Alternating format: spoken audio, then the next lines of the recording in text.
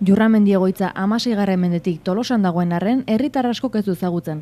Horregatik, herritarrengana gerturatzeko pausua emanaz Baratza parkea jarri zen bertan. Orain, jakimina duen orori, Jurramendi egoitza eta bertako egunerokotasuna ezagutzeko aukera ere ematen zaio. Bertan bizi direnek, kilapaindegia, medikua, dentista eta hainbat aier dituzte beste gauzen artean.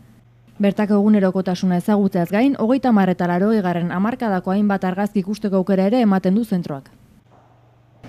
Udal gobernuarentzat oso garrantzitsua da zahartzaro duina izatea eta horren bila gabiltza gure lanean.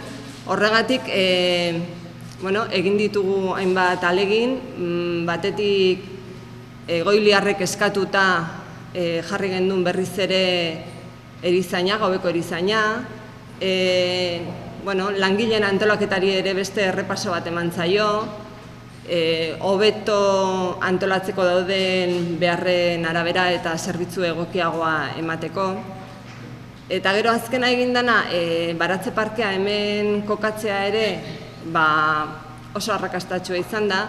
Horrek ere lagundu du herria eta zahar egoitza edo egoitza hau elkartzen edo ezagutzen, dinamika badago, jendea etortzen da, mugimendu gehiago dago, egoiliarrak ere kanpo ateratzeia eta inplikatzeia, laguntzen dute, eta uste oso positiboa izan dela, eta gero azkenekoa izan da asfaltatzea, ze egin zen, baina gero egoiliarrek oztopoak zituzten bere gurpildun aulkiekin eta hurbiltzeko, eta asfaltatuta uste borobildu dela.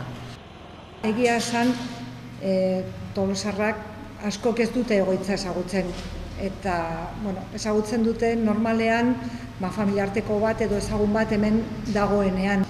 Baina egia da, gure lana, gu behintzat gustora eta usten dut nahiko ondo eta txukun egiten dugula. Eta denon artean lantalde, nik usten dut primerakoa daukagula lantaldea, eta denon artean egoitza aurrera eraman nahi dugu.